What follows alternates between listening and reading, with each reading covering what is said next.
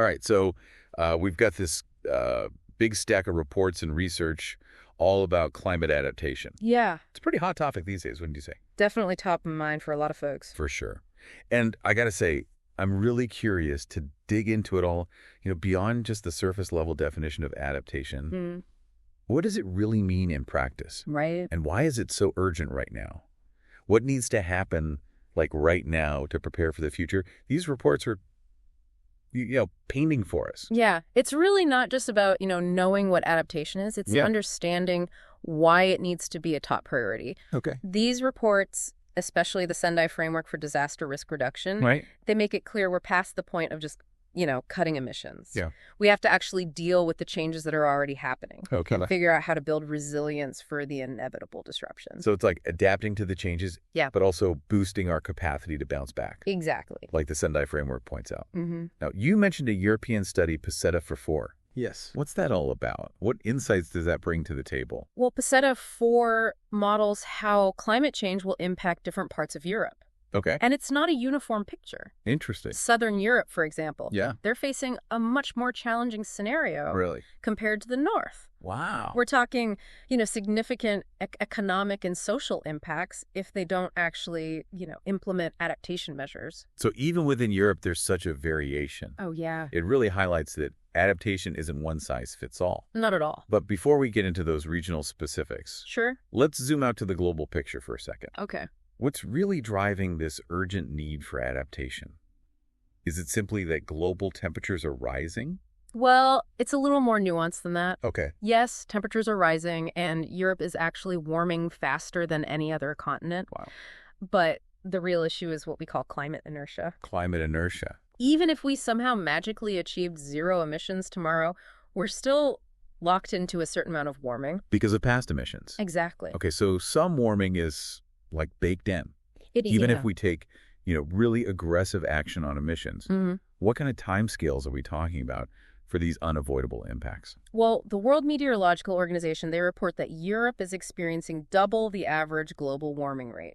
So, And projections show a potential 5 degrees Celsius increase in Europe by 2100 under current policies. 5 degrees by 2100. That's It's a lot. pretty staggering. Yeah, and these aren't just, hypothetical future scenarios. Right. We're already seeing the beginnings of these changes. It's happening now. It is. It's clear why adaptation is becoming such a critical issue. For sure. But how do we distinguish adaptation from mitigation? Mm-hmm. Aren't they both aimed at, addressing climate change? Yeah, absolutely. Both are crucial, but they tackle the problem from different angles. Okay. Mitigation is about reducing greenhouse gas emissions. Right. To limit, future warming, Mm-hmm. which is essential in the long run. Yeah. But adaptation is about dealing with the consequences that are already happening. Okay. And those we know are inevitable because of that climate inertia. So mitigation is like trying to prevent the fire from spreading, while adaptation is learning to live with the heat. Yeah, that's a good analogy. Both are necessary, Absolutely. but they have different timelines, Sure. different strategies. Yeah, mitigation focuses on, changing our behaviors to prevent further damage, Right. whereas adaptation requires us to adjust to the realities of a changing climate. Okay, that makes sense. Yeah. But when we say adapt, what does that actually look like? What kind of actions are we talking about? Well, adaptation's a spectrum. Okay. It can involve small adjustments like implementing early warning systems for extreme weather events, Okay. or it can involve more transformative changes, Like what? like relocating entire communities away from high-risk coastal areas. The scale of the response really depends on the specific climate risks and vulnerabilities of a region. So on one end, we have like climate-smart urban design Right. or drought-resistant crops. Right. And on the other end, we're talking about potentially relocating entire populations. Yeah, in some cases. It sounds like adaptation can be a very localized It is. and context-specific challenge. Very much so. There's no universal adaptation playbook. So each region needs to assess its own risks and vulnerabilities Exactly. and tailor its adaptation measures accordingly. Yeah. Okay, so adaptation is about making adjustments, big or small, to cope with those unavoidable impacts. Right. But what's the upside? Hmm. Why should we invest in adaptation, especially when resources are already stretched thin? Mm-hmm. Is it just about avoiding damage, or is there a more positive spin on this? It's not just about minimizing losses. Okay. It's about creating opportunities. Okay, I like that. Think about it this way. Investing in adaptation can generate what we call a triple dividend. Triple dividend. I'm intrigued. Tell me more. All right, so first, there are the avoided losses and damages. Right, It's yeah. reduced damage from floods or lower insurance premiums. Right, makes sense. Second, adaptation stimulates economic benefits. Okay. It creates jobs in new green technologies and boosts innovation in climate-resilient industries, leading to a more stable and predictable economy. So far, so good. Reduced damage economic growth. Oh. What's the third dividend? Third dividend is the socio-environmental benefits. Oh, okay. So things like healthier ecosystems, cleaner air and water, and stronger, more resilient communities. So adaptation investments can actually contribute to a better quality of life. Absolutely. Not just damage control. Not just putting out fires. Okay, so there's a real upside to adaptation. There is. It's not just spending money to avoid problems. Right. It's investing in a future that is potentially better than the present. Exactly. But what does the adaptation landscape actually look like in Europe right now? Are we on track to reap these triple dividends? Yeah. Well, the EU has taken steps in the right direction by introducing legal frameworks and financial facilities to promote adaptation. Okay. But there's a significant gap between ambition and implementation. What kind of gap are we talking about here? Well, a recent study by the European Central Bank and the European Insurance and Occupational Pensions Authority. Wow. They revealed a startling statistic. Oh, okay. Only about 25% of climate-related disaster losses in the EU are currently insured. That means 75% are not covered. Yeah, that's a huge protection gap. Wow. What happens in those cases? Who foots the bill? Unfortunately, it often falls on governments and individuals to bear the brunt of those uncovered losses. So this underscores a pretty critical issue financing adaptation. It does. We need to scale up investments significantly Yes. if we want to build, genuine resilience. For sure. All right, let's get down to brass tacks. How much money are we talking about? What kind of investment is needed to close this adaptation gap? The IMF estimates that by 2030, global adaptation needs will reach a staggering $260 billion per year. $260 billion per year. It's a lot of money. That's a huge number. Yeah. Where is this funding going to come from? Who's going to pay for all of this? Right now, the public sector is carrying most of the burden, Okay. but we need to see a dramatic increase in private investment. So it's not just about governments writing bigger checks. No. It's about getting businesses and investors on board with adaptation. Yes, as a core part of their strategies. Exactly. And that's where these innovative financial instruments come into play. They do. The EU is exploring several options to attract private capital and direct it towards adaptation projects. Right. What kind of instruments are we talking about here? Are there any specific examples that stand out? One promising avenue is the concept of a European climate bond. Okay. This was proposed by Monasterolo and colleagues. Imagine a bond specifically designed to finance climate adaptation projects across Europe. A bond specifically for climate adaptation. Interesting. But what about traditional insurance? You mentioned earlier that there's this massive insurance gap. Right. What role does insurance play in all of this? Well, traditional insurance has its place, but it's not enough. Okay. In the face of these escalating climate risks, we need new approaches. Why? And that's where catastrophe bonds, or cat bonds for short, come in. Cat bonds, I've heard the term, but honestly, I'm a little fuzzy on the details. Yeah. Can you break it down for me? Sure. Essentially, cat bonds transfer risk from insurers to investors. Okay. So instead of an insurance company shouldering the entire burden of a major disaster, like a hurricane or a flood, they issue a cat bond. Okay. Investors buy the bond, and if the disaster occurs, they lose some or all of their investment. Okay. But if the disaster doesn't occur, they receive a good return. So it's a way to spread the risk. It is. And potentially attract more capital for adaptation projects. Exactly. But are investors actually interested in these cat bonds? They are, especially with the growing focus on ESG investing. ESG. Environmental, social, and governance factors. Right. Investors are increasingly seeking opportunities to align their portfolios with positive social and environmental impact. Yeah. And cat bonds focused on climate adaptation fit right into that trend. So it could be a win-win. It could. They provide much-needed funding. Yeah. While also appealing to investors who are looking to make a positive impact. Right. You mentioned earlier that Peseta 4 highlights these regional differences Yes. in Europe's vulnerability to climate change. Yes. Can we delve into that a bit more? What's the story there? Sure. Yeah, so Peseta 4 projects, this stark north-south divide when it comes to climate impacts. Okay. Under a 3-degree warming scenario by 2100. Okay. Southern Europe, it's already warmer and drier than the north. Right. And these conditions are only going to intensify. So what specific impacts are we talking about for Southern Europe? How will this actually play out? Well, we're looking at more frequent and severe heat waves. Okay. In fact, the Peseta study actually puts numbers to this, Right. projecting an increase in heat-related mortality. Heat-related mortality. In Southern Europe by a factor of 5. A 5-fold increase. Yeah, it's a significant increase. And this will obviously strain healthcare systems, impact labor productivity, especially for outdoor work. That's a frightening prospect. Yeah. What about the impact on other sectors like agriculture? Right. Which is so crucial to many Southern European economies. Agriculture in Southern Europe is particularly vulnerable. Okay. Because you have this combination of heat stress and water scarcity, Right. which Peseta 4 also projects to worsen significantly. Fine. This could lead to crop failures, reduced yields, Wow. which then disrupts food production, impacts livelihoods, Yeah. and could potentially lead to price spikes. So it's a cascade effect. It is. Climate change impacts water availability, which then impacts agriculture, Right. which then impacts the economy and food security. Yeah, exactly. It's a domino effect with some pretty dire consequences. And we can't forget about tourism, right? Of course. Another key sector in Southern Europe. Huge. Imagine, these popular tourist destinations Yeah. becoming unbearably hot for much of the year. Right.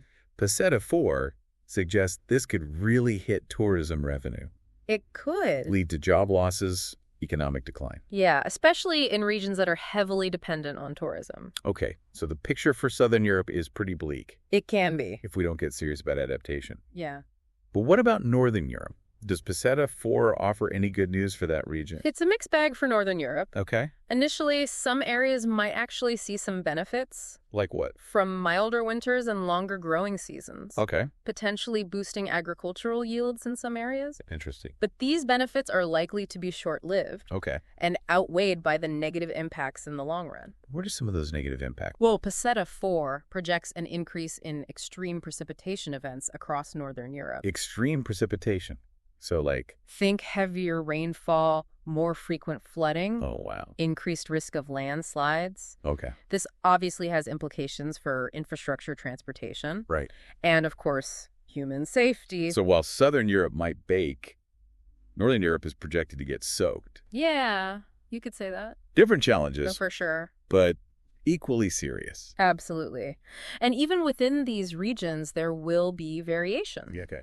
Coastal areas in both the north and south are particularly vulnerable to sea level rise and storm surges, Right. while mountainous regions face increased risks of glacial melt and flooding. So adaptation strategies really need to account for this localized complexity. They do. There isn't a one-size-fits-all approach. It sounds like Peseta 4 is more than just a climate model. It is. It's a planning tool Yeah. that highlights specific vulnerabilities Hmm. and helps policymakers identify potential adaptation strategies. Exactly. Did the study explore any specific adaptation measures that could mitigate these impacts? It did. Okay. For example, they looked at the effectiveness of retention reservoirs. Retention reservoirs. Is mitigating flood risks in river basins. Okay, so what are those? How do they work? So imagine, giant basins strategically placed along rivers Okay. that can hold excess water during periods of heavy rainfall. So they act like buffers. Exactly. They absorb that surge and prevent or reduce downstream flooding. Interesting. And Peseta 5 found that these were effective. They did. Implementing these reservoirs could significantly reduce flood damage. How significant are we talking? Did they quantify the benefits? They did. They found that retention reservoirs could slash projected annual flood damage in Europe by nearly 40 billion euros by 2100. 40 billion euros. That's a lot. It's a massive reduction in economic losses. Yeah. Not to mention, the avoided human suffering and disruption. So investing in that kind of strategic infrastructure Yes, can really pay off it can. in terms of reduced flood damage. Yeah, it's a good example of a proactive adaptation measure. Are there other examples of effective adaptation measures highlighted in the study? Yes, Peseta 4 also underscores the importance of nature-based solutions. Nature-based solutions. What are those? These are approaches that leverage natural processes to build resilience. Okay, so give me an example. So restoring coastal wetlands to buffer against storm surges and sea level rise. Okay. Or planting trees in urban areas to reduce the urban heat island effect. Right, we hear a lot about these nature-based solutions these days. Hmm. Is there evidence that they're truly effective? There is a growing body of evidence Okay. showing that nature-based solutions are often more cost-effective and sustainable Okay. than traditional engineered solutions. Interesting. And they provide a whole host of co-benefits, Like what? like improved biodiversity, Mhm. cleaner air and water, Right. enhanced recreational opportunities. So working with nature Yes, rather than against it to exactly. build a more resilient future. It's a more holistic and integrated approach. This conversation has really focused on the physical and economic impacts Right. of climate change Yeah. and the adaptation measures to address them. Mm-hmm. But what about the social and political implications? Can climate change lead to social unrest or even conflict? That's a crucial aspect that often gets overlooked. Okay. Climate change is what we call a threat multiplier. A threat multiplier. It doesn't necessarily create new problems, Okay. but it exacerbates existing tensions, Okay. especially in regions that are already grappling with resource scarcity, poverty, or political instability. Can you give me some concrete examples of how climate change might fuel these tensions? Sure. Imagine a region that's heavily dependent on agriculture, Okay. where climate change leads to prolonged droughts and crop failures. Okay. This could trigger food shortages, price spikes, mass migration, Wow. potentially igniting conflict over dwindling resources Yeah. and putting a strain on social safety nets. Or what about the displacement of people due to rising sea levels Great. or other climate-related disasters? Exactly. We're already seeing climate refugees We are. seeking safety and opportunity elsewhere. Mm-hmm. Could this lead to tensions between host countries and migrant populations? Absolutely. Climate migration is a complex and growing challenge, It is. and it will require international cooperation, innovative policy solutions, Right. and a deep understanding of the social and political dynamics. So adaptation isn't just about building physical infrastructure No, or tweaking agricultural practices. it's much broader than that. It's also about building social and political resilience, Yes. fostering cooperation, Mm-hmm. and addressing the underlying inequalities that make some communities more vulnerable. Exactly. We need to move beyond this narrow focus on technical fixes Okay. and embrace a more holistic approach to adaptation. So understanding the interplay of climate change with social, economic, and political systems. Yes. Understanding those interconnections is crucial. It sounds like we're talking about a fundamental shift in how we think about security and development. I think It's not just about protecting ourselves from physical threats. Right. It's about building a more just and equitable world that can withstand, the shocks and stresses of a changing climate. Exactly. We need to start asking ourselves some tough questions. Right. How do we make decisions about adaptation Yeah, in a way that's fair and equitable? right. How do we ensure that the most vulnerable communities have a voice in shaping those adaptation strategies? Yeah. How do we build trust and cooperation across borders Right. to address these transboundary challenges of climate change? These are big, complex questions, They are. and there are no easy answers. No, but I think the first step is simply recognizing that interconnectedness Yeah, and approaching adaptation with a more holistic mindset. a good starting point. Yeah. We need to break down the silos Yeah. between disciplines and sectors Yeah. and create spaces for dialogue and collaboration. Absolutely. Adaptation is not just a scientific or technological problem. It's a It's a great human problem. It requires social innovation, political will, Yeah. and a willingness to challenge the status quo. We've talked about the urgency of adaptation, Mm-hmm. the regional variations in climate impacts, Right. the need for this holistic approach, Yeah. the tough choices we face. Yes. But there's one more elephant in the room we haven't addressed yet. And that is Uncertainty. uncertainty. Exactly. We're trying to adapt to a future that is by definition uncertain. Right. How do we plan for the unknown? How do we make decisions when we don't have all the answers? Yeah, that's the big question, isn't it? It feels like we're trying to hit a moving target. It is a moving target. How do we adapt effectively when the future climate is still, uncertain? Well, it requires a shift in mindset, I think. Okay. We need to move away from trying to predict the future with absolute certainty Right. and embrace a more flexible, adaptive approach. Okay. It's not about finding the perfect solution for a specific scenario. Yeah. It's about building systems that can evolve and respond to changing conditions. So instead of betting on, one single fixed adaptation strategy, Right. we need a more adaptable and dynamic approach. Exactly. But how do we build that kind of flexibility into our plans?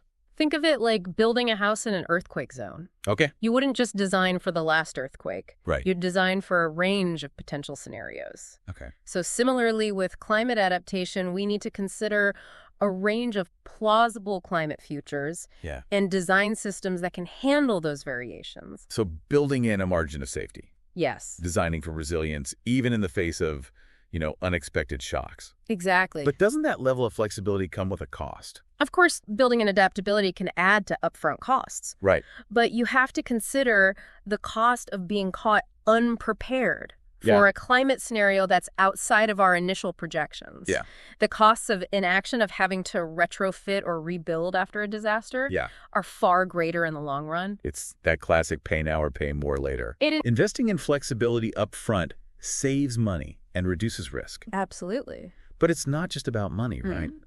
What other types of investments contribute to this adaptive capacity? Well, you're right. It's not just about physical infrastructure or financial resources.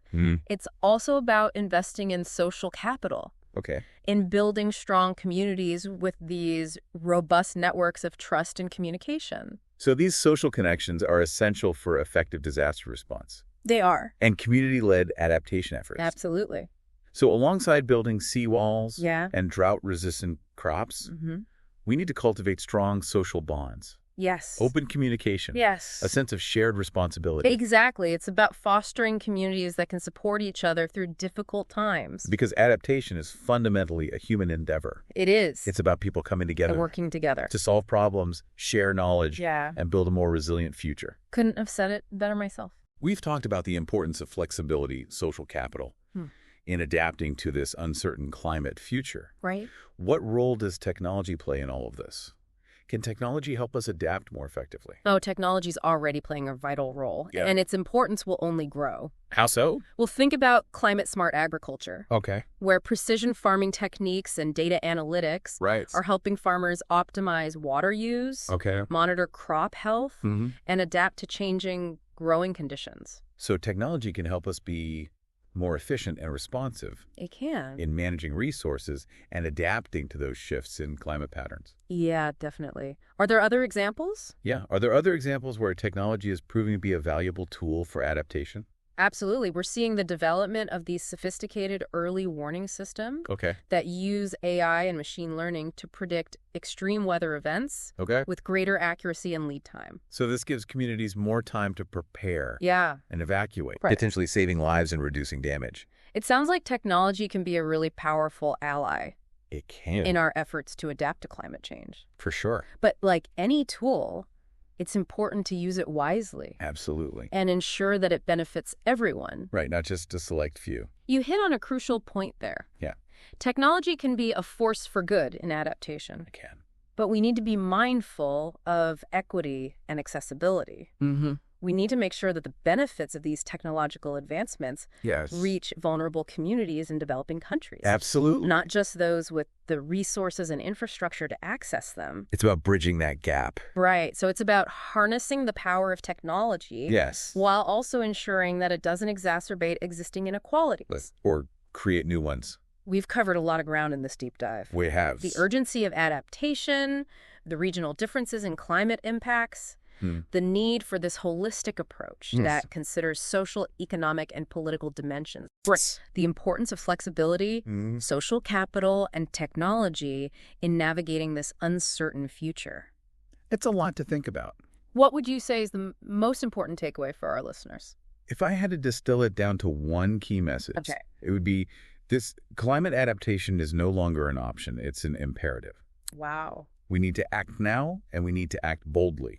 The decisions we make today will determine the world we inherit tomorrow. That's powerful. But it's not just about mitigating the negative impacts. It's about seizing the opportunities that adaptation presents to build a more resilient, equitable, and sustainable future. That's a fantastic message. So for our listeners out there who are feeling inspired to take action, what can they do? What's one concrete step they can take in their own lives to contribute to climate adaptation? That's a great question, and the answer is deceptively simple. Start by talking about climate change. Okay. Talk to your friends, your family, your colleagues, your neighbors. Share what you've learned, express your concerns, ask questions. Right. The more we talk about climate change, the more it becomes a shared priority. Yeah. And the more likely we are to see action at all levels, from individual choices to community initiatives to government policies. It all starts with conversation. It does. With raising awareness and building a shared understanding of the challenges and opportunities. Yeah.